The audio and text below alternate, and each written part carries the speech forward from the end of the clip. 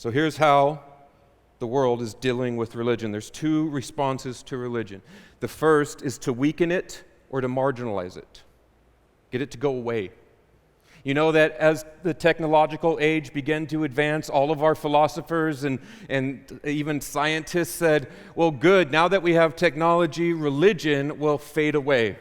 The crutch of a religion that humans needed to adapt to harsh surroundings will fade away. We'll have remotes for our TVs and air conditioning so we can live in the desert.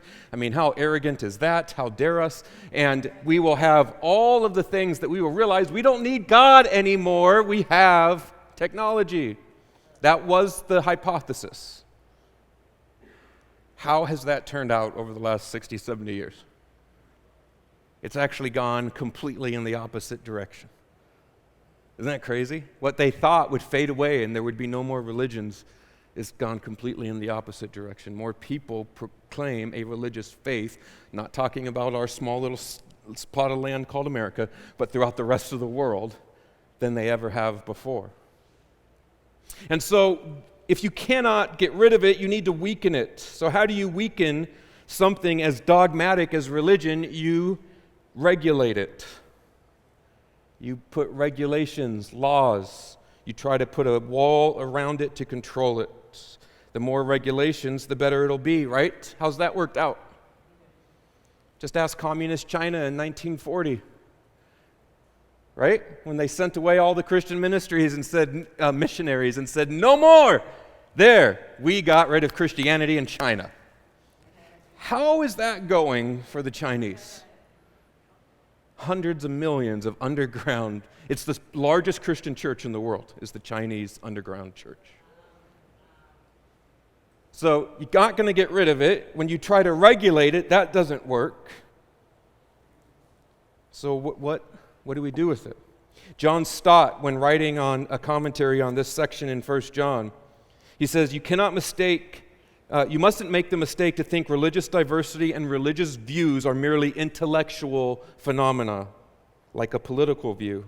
What this text is saying is behind the range of religious views, there is a range of real spiritual influences. There's a spiritual realm, a transcendent realm. Human beings sense it, and we want to connect to it. Every human being will worship something. We will revere something. We will make something our ultimate concern.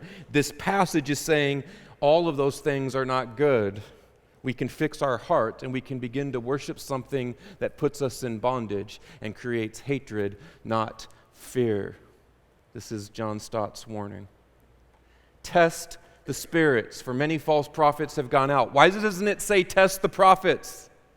Test the teachers, test the men and the women who are babbling this false stuff. Because that's not what matters. This is what John Stott's saying. What matters is the spirit they come in.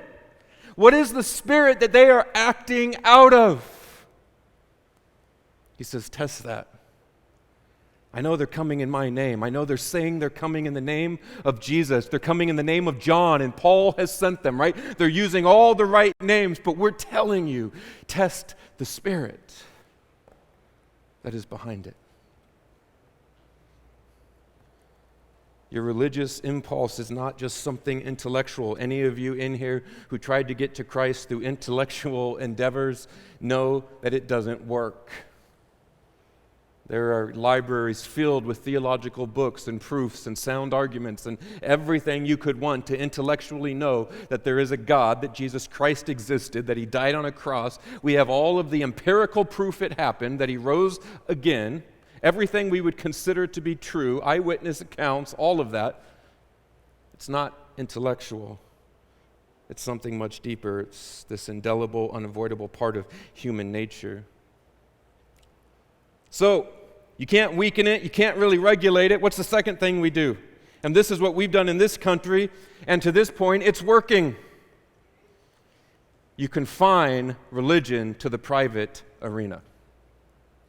Confine religion to the private sector of life. You want to have your religion? Fine. There can be 1,000,000 religions in this country. We don't care. Just don't bring them in to the courts or the schools or the military or your business. Anything where the public is. You want to have your own private meetings? Buy land, build your own little building, and have your private meetings. But do not bring your ideologies and thoughts and beliefs into the public sector. Would you say that that's what we are? Is there anybody who would disagree with me? That that's where America's at right now? Okay, so I nailed that. Perfect. What society wants is for us to then, that's not enough.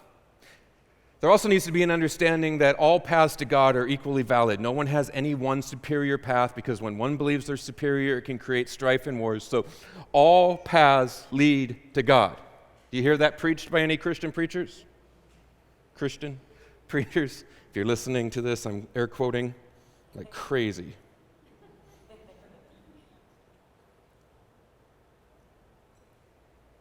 All paths lead to God. This is the religion of our country. Have your God, whatever it is. Money, fame, beauty. I didn't mean to point at me when I said beauty. I meant like your face, but if the shoe fits. Or whatever religion you want to believe in, fine. Have your religion. Just don't impose it on anyone else. And in verse 5 here, we get a hint of this. It says, they are from the world and therefore speak from the viewpoint of the world, and the world will listen to them. Isn't that great? John's saying, listen, they're coming from a religious viewpoint as well. Don't think that Ricky Gervais is coming, that he's not religious. He might actually be more religious than some of you in here. He follows his belief. He stands up for it. He is a missionary for the atheistic belief. And he stands behind it, and he's got great arguments.